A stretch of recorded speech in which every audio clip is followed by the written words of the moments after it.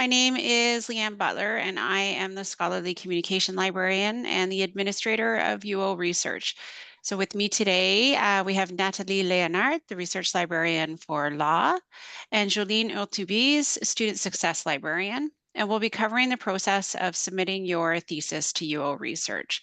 So we're pleased to have so many of you with us. It looks like a few are still joining. To help us manage the session, we've disabled video and audio. I think we have, right, Jolene? Yeah, okay. If we haven't, then just please make sure you keep your audio on mute. We have made the chat feature available to you for your questions as well. So we'll be taking questions at the end, but feel free to pop them into the chat as we go along, and we'll address them once the workshop is finished. So there's a live transcript of this session that is enabled, and the workshop will be recorded and made available. We'll be sharing a survey as well towards the end to receive the recording and slides. We ask that you provide your email at the end of the survey.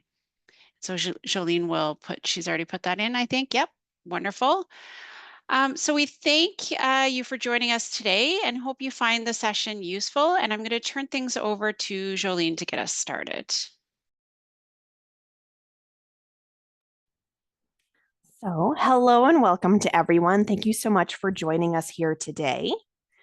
I will turn my camera off during my section just to save on bandwidth a little bit, but I'll make sure to turn it back on during our Q&A at the end.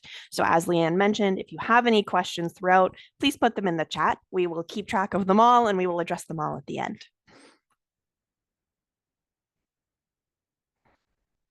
By the end of today's session, our hopes are that you will be able to understand the main steps of the thesis submission process to UO Research, to create a thesis file that meets requirements, and most importantly, that you'll know where to turn for additional help.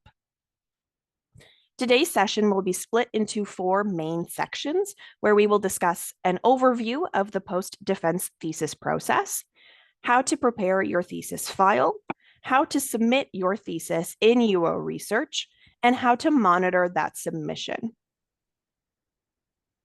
First, we wanted to start us off today with just a little bit of a quick interactive question. Please feel free to place your answer in the chat. What percentage of theses are returned to students the first time they submit it to UO Research? Do you think it's A, 30%, B, 50%, C, 70%, or D, 80%?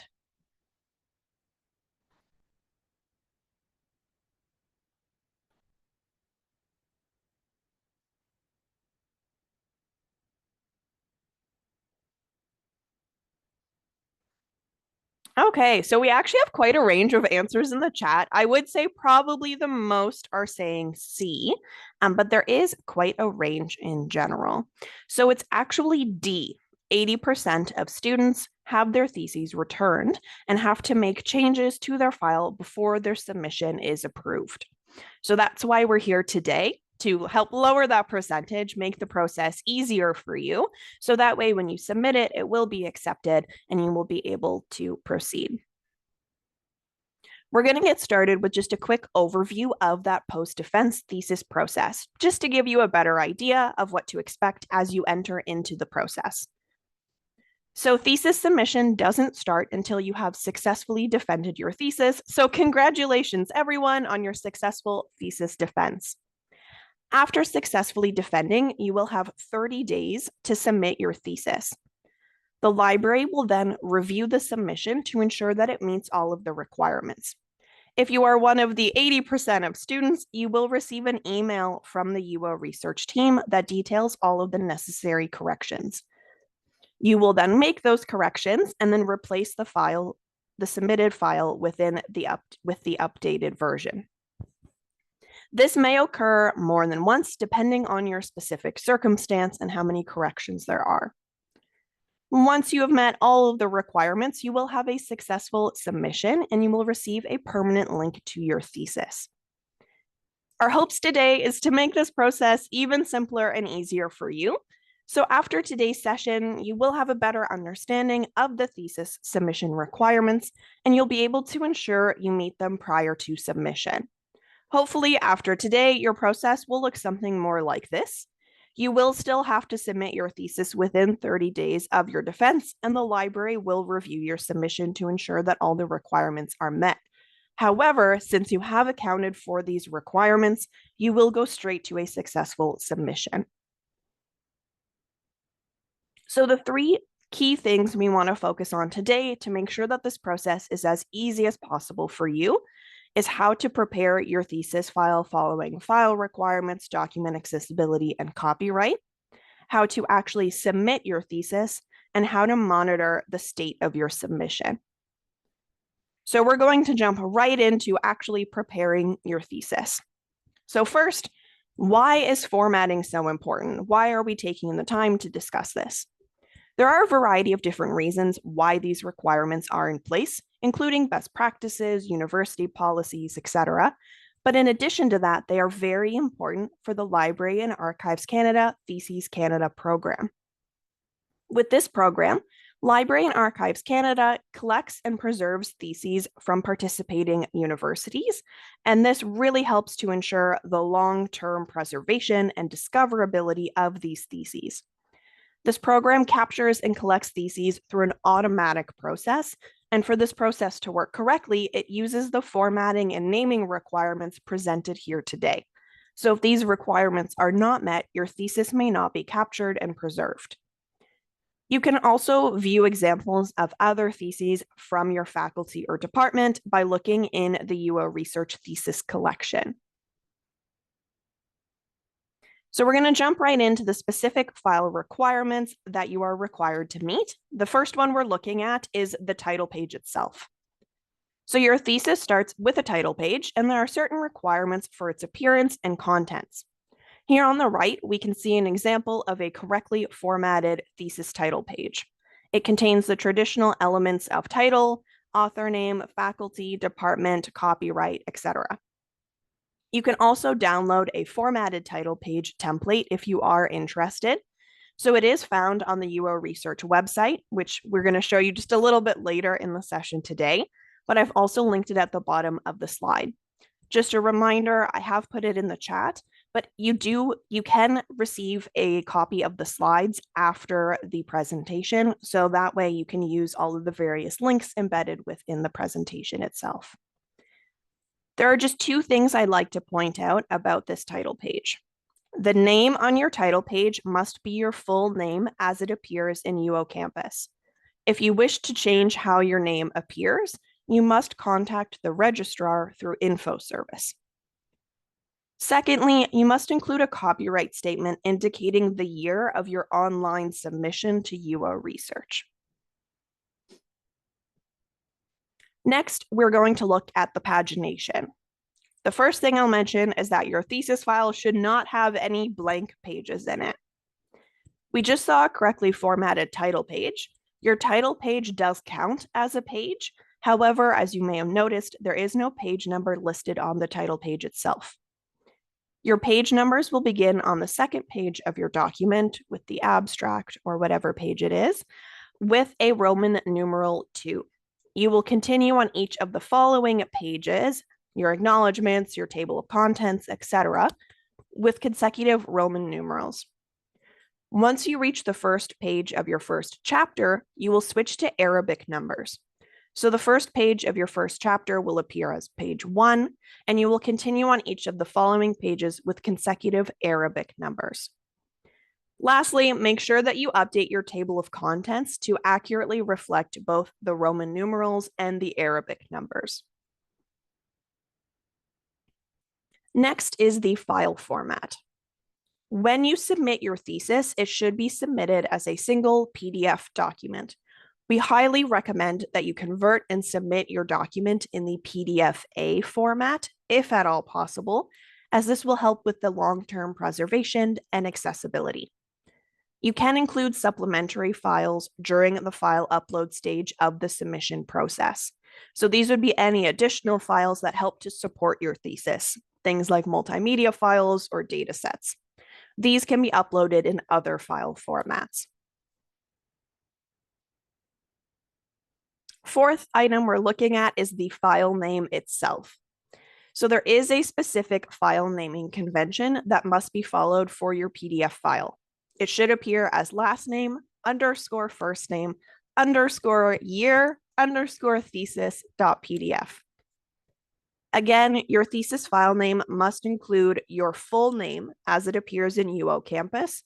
So if you want to change how it appears, you must contact the registrar through InfoService. There are certain characters that cannot be included in your file name. So you cannot include any diacritics, punctuations, apostrophes, or any symbols other than that underscore that's required.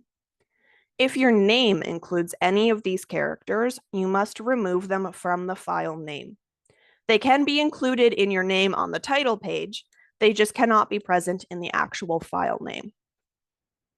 Lastly, the year should be the year of your online submission to UO Research. So we have an example here where we have Hatheril underscore Jeanette underscore Anne underscore 2021 underscore thesis dot PDF. The last thing I'll mention quickly today is related to the presence of personal information. Once your thesis submission is accepted, it will be freely available online through UO Research and the Library and Archives Canada program. And as a result, we want to make sure that you're not sharing any personal information with the public. To protect your privacy and the privacy of others, do not include any personal information in your thesis file.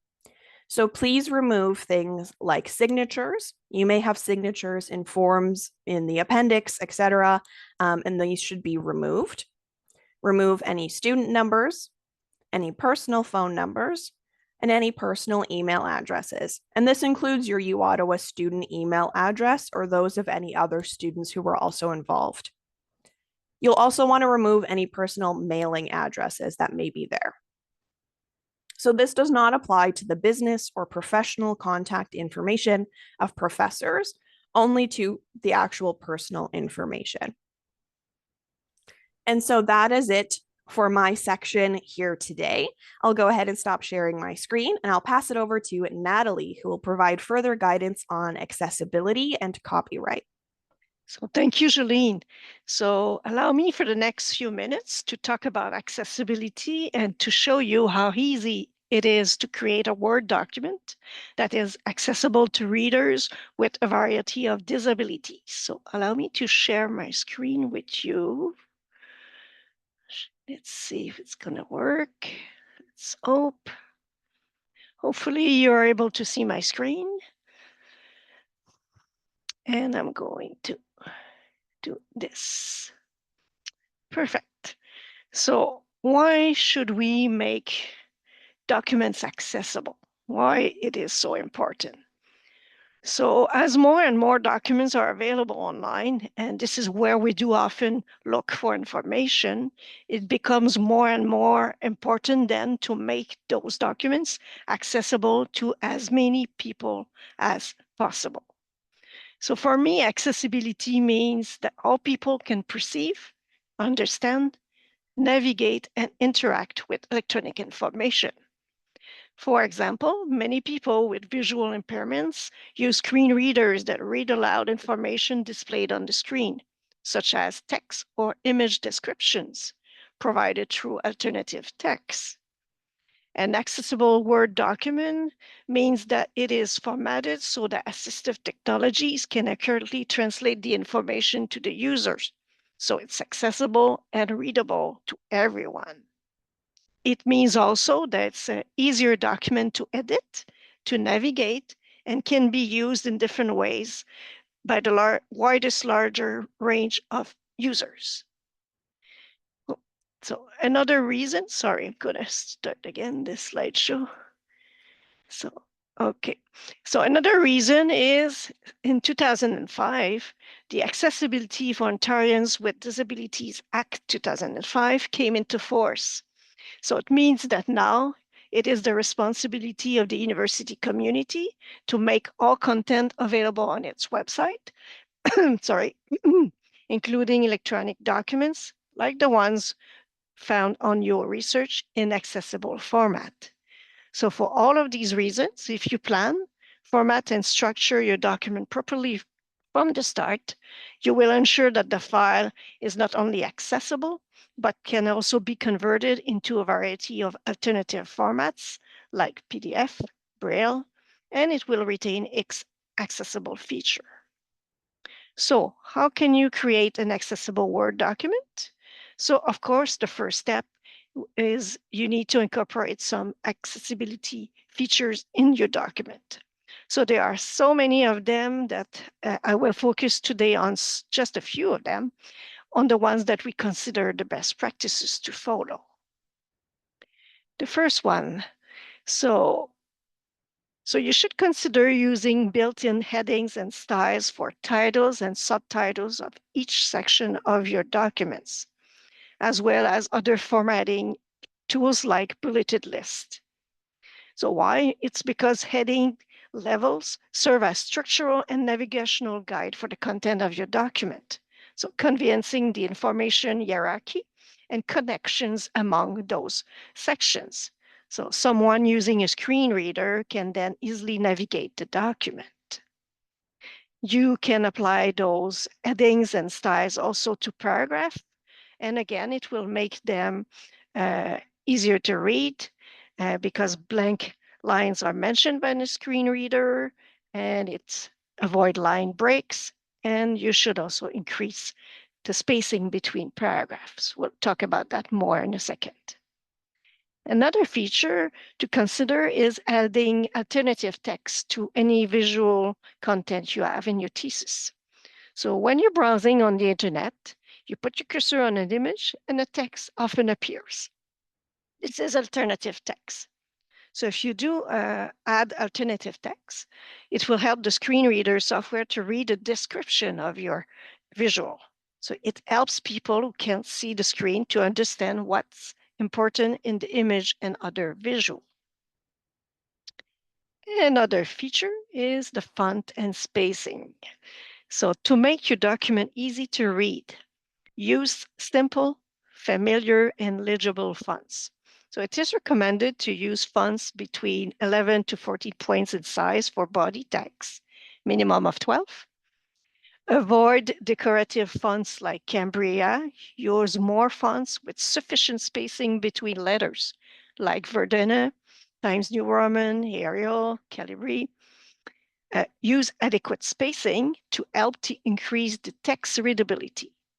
So increasing line spacing slightly helps avoid crowding the text, making it easier for the dyslexic individuals to track lines. Use left-aligned text when possible. Justified text is more difficult to read because of the extra space between the words. Avoid using italics as it can make text harder to read. And if you can, online, use only underline for hypertext to help user be certain when text is a link. Another feature to consider is the use of colors and to use them appropriately. So please check for high color contrasts and use simple background to make sure that your document has sufficient contrast between the text and the background so more people then can see and use the content. Think about colorblind users. It will help them to distinguish text and shapes. Increasing color contrast makes viewing easier for those with vision impairments. So by example, you should avoid light gray text on a white background. Another feature is the use of an accessibility checker. So running the accessibility checker will flag any issues that come up in your work so that you can resolve them immediately without making the same error more than once. So we'll have a look to that accessibility checker in a moment. And finally, the last feature you should consider is the use of a meaningful hyperlink text. So screen readers can only read the text, no more. So the user will have no idea where the link will bring him to when he clicks on it. using the complete URL address as the hyperlink can be confusing when read by a screen reader, especially if it's lengthy. So a common error is to use phrases like click here as the display text for hyperlinks, which does not include a description of where the link goes or its function. So please use a natural sentence or phrase and make that link more accessible so that it is much more useful. So those are the features that you should consider. Like I said, there's much more, but it's a start. So now that you have incorporated those features in your document, you need to convert your document to an accessible PDF. So here we have put some links to help you to do that. Step number 3, even though you have converted your document to an accessible PDF, sometimes during the transfer or the process, some accessible elements are removed for different reasons. So it's a good idea to do a final check on your PDF. Again, here we've put 3 links to resources or documents that will help you to make sure everything is okay. Now, allow me to talk briefly about copyright compliance and how it affects the content included in your thesis. So while you own the copyright to your thesis, this ownership only applies to the content you created and for which you will own the copyright. But if you are reproducing third-party content, or if you have assigned copyright to a publisher, it is your responsibility to make sure you respect Canadian copyright law and that you follow certain rules to ensure that you use the materials properly. So it means that you need to obtain written permission from the copyright owner, keep them just in case the university are requesting them. Wherever possible, try to use alternatives and exceptions to material under copyright. By example, use your own work or public domains works that doesn't fall under copyright, or open content, which is free to use.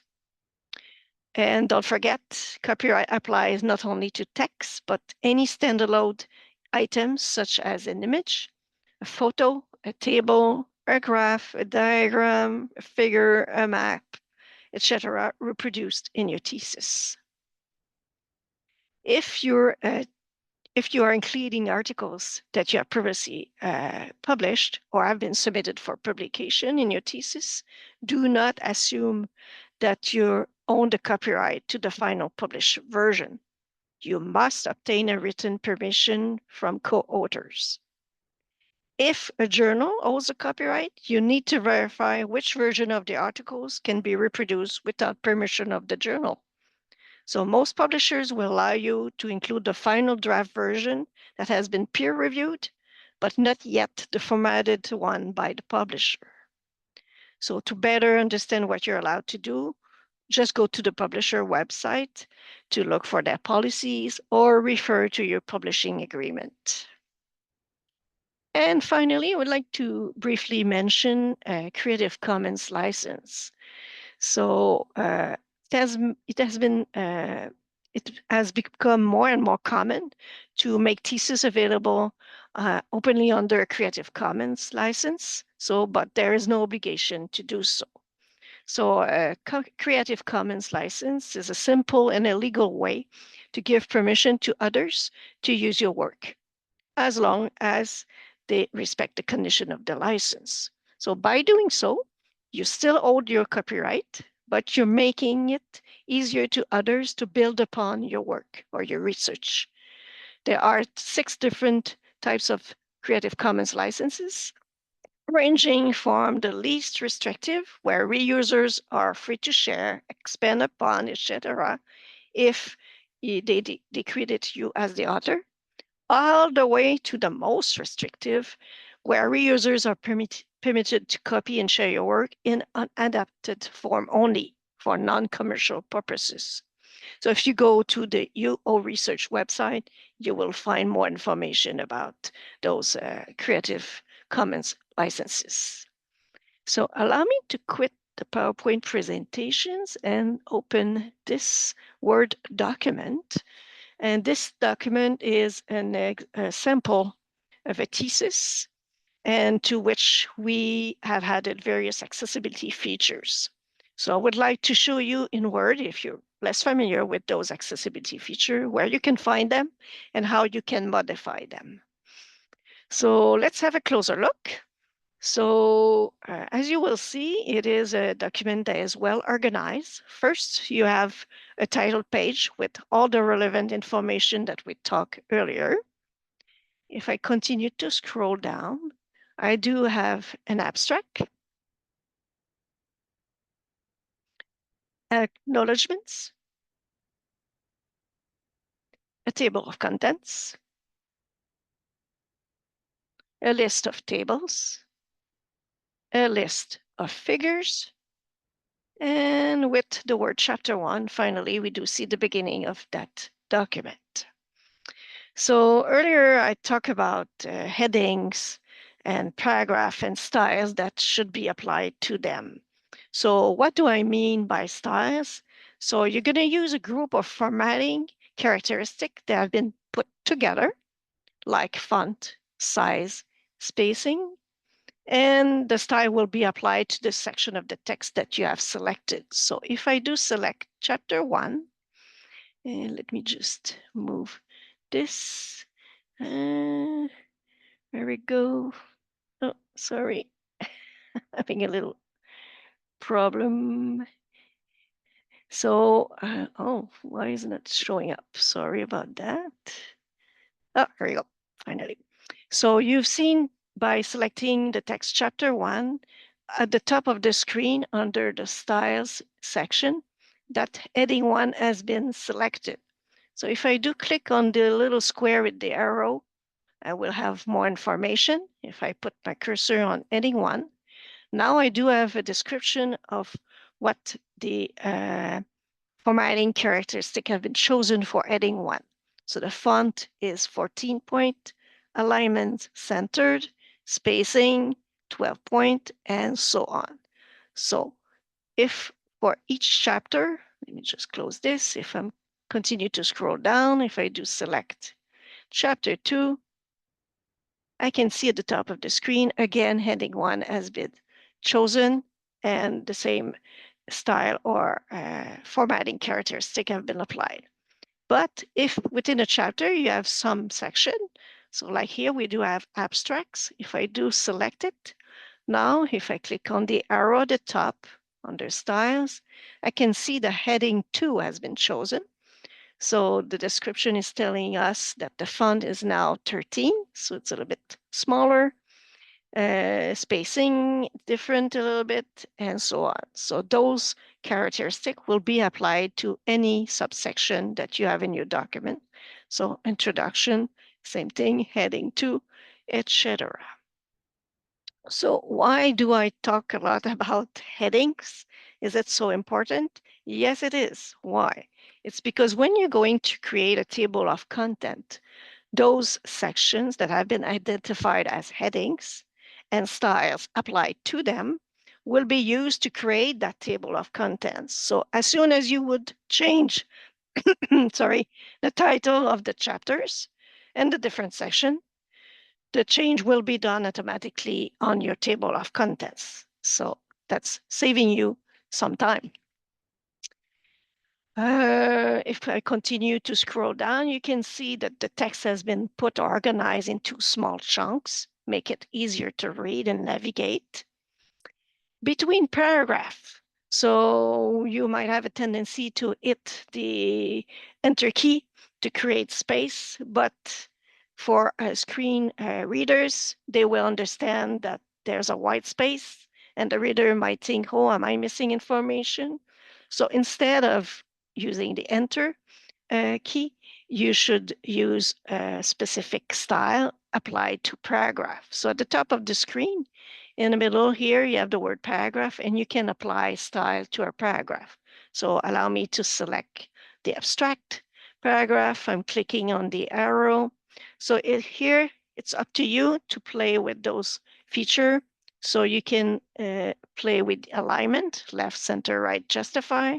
You can add indentation. You can add spacing before and after a paragraph. So if you play with the spacing feature, you can see at the bottom in the preview window, you will see the effect, and you can decide if you like it or not. So that's the better way to play with paragraph style and the enter key. What else? If I continue through the chapter 3, you have here an image. So like I said previously, it is better to add alternative text to an image to make it accessible. So how we can do that? So you just need to right click on the image, and at the bottom of the menu, you should select View Alt Text. As you can see on the right, so you have a little box where you should enter a maximum of 1 or 2 sentences to help to describe what you see. And here we go. So the description will be read to someone who is blind or with low vision and use a screen reader. Let me just close this. 2 more features I would like to go through. The accessibility checker. Where is it hiding? So at the top of the screen, you should see the tab Review. And on the left, you have this feature, Check Accessibility. You click on it, and you click again on Check Accessibility. So you have seen here appearing on the right, the accessibility assistant that will tell you if there's anything that should be modified to make your document more accessible. So are you missing a table header? Is there a problem with the structure of your document or to access it? So then you can make the corrections as it goes to make sure your document is accessible. And finally, I would like to mention the last feature previously mentioned is make your document and PDF accessible documents. How you can do that? So when you're ready to save your document, so under File, you click on Save as a Copy. So you can keep the same title, of course, but instead of saving it as a Word document, you're going to select the PDF version. Under that box, you should see More Options. When you click on More Options, at the bottom right, you have the button Options. Please click on it. And finally, at the bottom of that menu, you have that section called PDF Options, and make sure you select PDF A compliant and click on OK, and it is done. You have saved your document as a PDF accessible format. So this is all I wanted to share with you today about accessibility, copyright, and Creative Commons licenses. So I will now turn to Jolene, who will talk more in details about the submission of your thesis to your research. To Leanne. Thank you, Natalie. I am going to share my screen now. Just give me one moment. There we go. Okay, so once you have properly formatted your thesis and made your document accessible, it's time to submit your thesis. So students must submit their thesis to UO Research within 30 days of your defense. You will need approval from your academic unit to do this.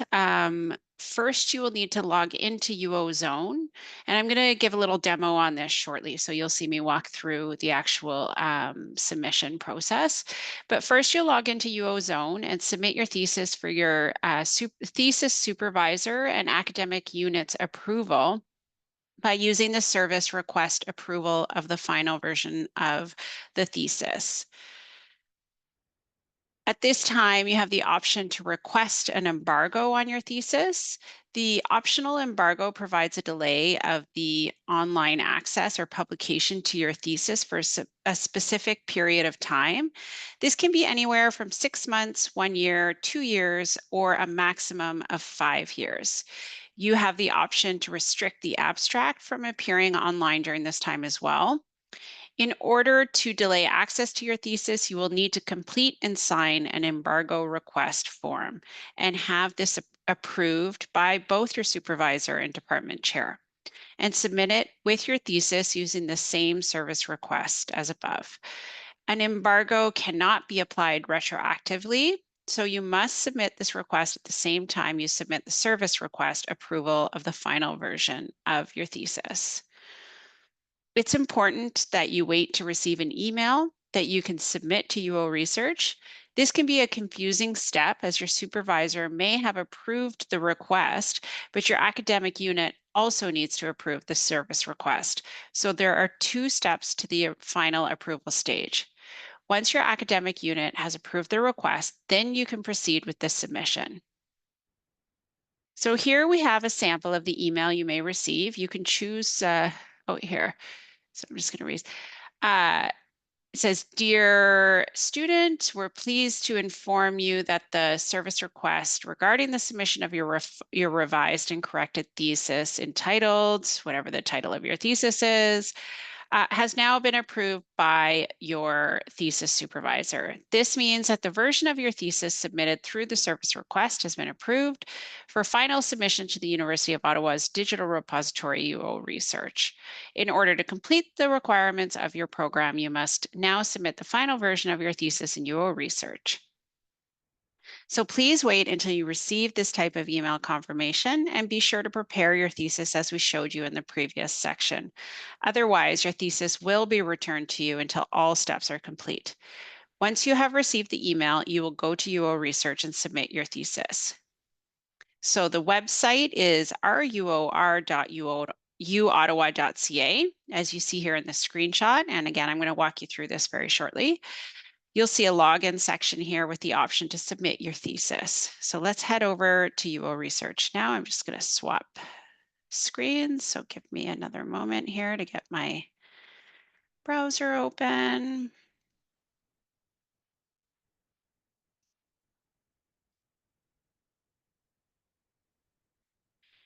Okay. So before logging in, I would recommend students click here on this option to submit your thesis, and you can review our formatting guidelines. So it is essential you follow each step to avoid having to make the corrections and resubmit. Once you've verified that your submission is ready and that you've received that email I showed you earlier, then and that also that you are approved to submit your thesis, you can create your submission. So I just want to make a note because this does come up often during these workshops, the difference between our formatting guidelines and citation guides. So everything that we require is listed on this page. Anything beyond this is often a citation requirement. So MLA or APA, Chicago. So be assured to follow the citation guide. We do not check those, but for formatting, we clearly outline what it is that we do verify on this page. So I'm going to go back and I'm going to show you now how to move through this process. So from this home page, you're going to first select login up here and UO Access ID. I'm already logged in, so it's going to jump me through that process, but you will enter your UO Access ID. So those are the credentials really that you use across campus, like UO Zone. Once logged in, you're going to select the plus sign up here and then select New and Submission. You're not going to have all of these options. I'm in an administrator view, but you'll select Submission here.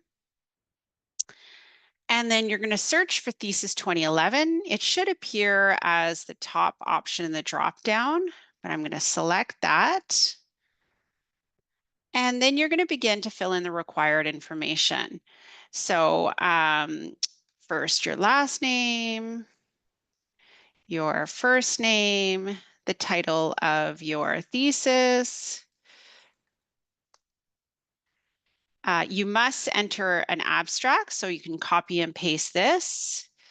And then keywords. So please select some keywords that reflect the general main ideas of your thesis. And this really does help with the discovery of your research. So it's a valuable thing to enter.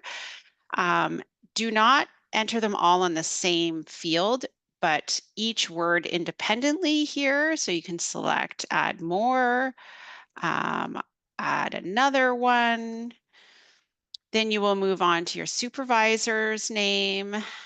And if you have more than one supervisor, so sometimes there's co-supervisors, you can select add more. Then you're going to select the faculty from the drop-down. I'm going to select arts for today, and then the department.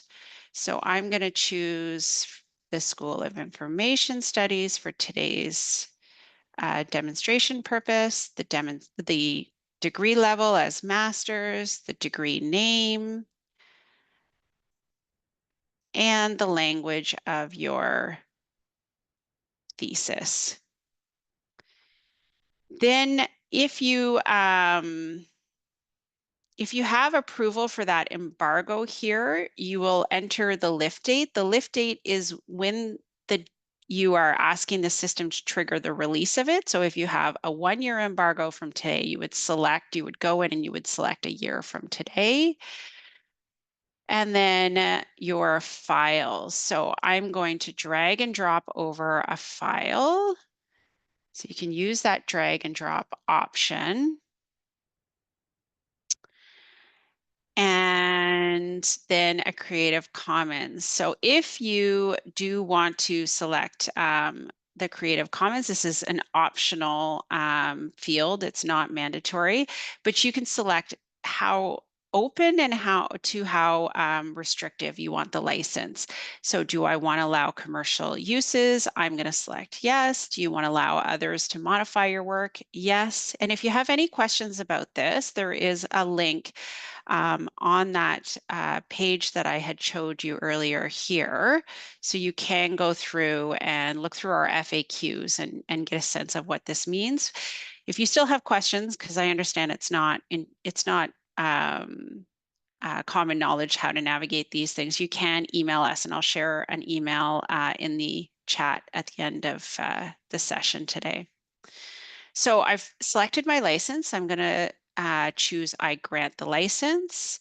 And then for this last step, you will need to grant the university a non-exclusive license here, allowing the university to display, preserve, or transmit your thesis to Library and Archives Canada.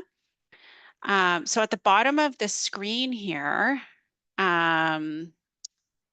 you select I confirm the license above, and then you move to deposit. If you are halfway through and you get interrupted, you can save this for later and then go back into your workspace to open it up again. But I have now finished, so I'm going to select deposit, and then you will get a confirmation. So I'm just going to stop sharing here, and I'm going to switch back to my slides.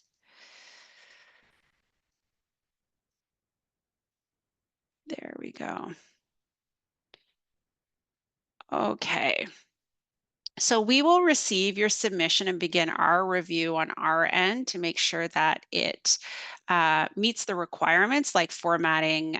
So very specifically, making sure your file name is formatted properly, proper pagination, that there's no identifying details in there as well. The document accessibility that Natalie covered is highly recommended, but we don't check for accessibility at this time. The main things really are the verifying formatting and that you have the approval for an embargo, for example. So next is monitoring your submission. So if there are corrections to be made, we will contact you at your U Ottawa email with details on the required corrections.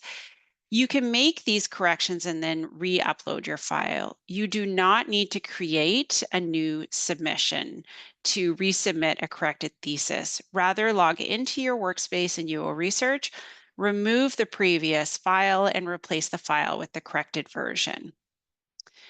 Once you have submitted the file with the corrected requirements, you will receive an email from UO Research that it's been accepted, and you will receive a permanent URL, and in 24 hours receive what is called a DOI, so a digital object identifier that will be assigned to your submission. And at this point, you are done. So we're sharing here a few resources with you, including instructions for submitting your thesis, copyright information. So we recommend you review these, especially if you're doing a thesis with a series of articles. The Office of Graduate and Postdoctoral Studies also has a thesis handbook. And the Accessibility Hub has some great resources to help you make your document accessible, as well as websites and videos. So thank you all for attending. I believe that Jolene will share a link in the chat for feedback, and then we can send you the slides and the recording from today's session as well. I'm going to stop sharing, and then we will hop on over to our Q&A portion.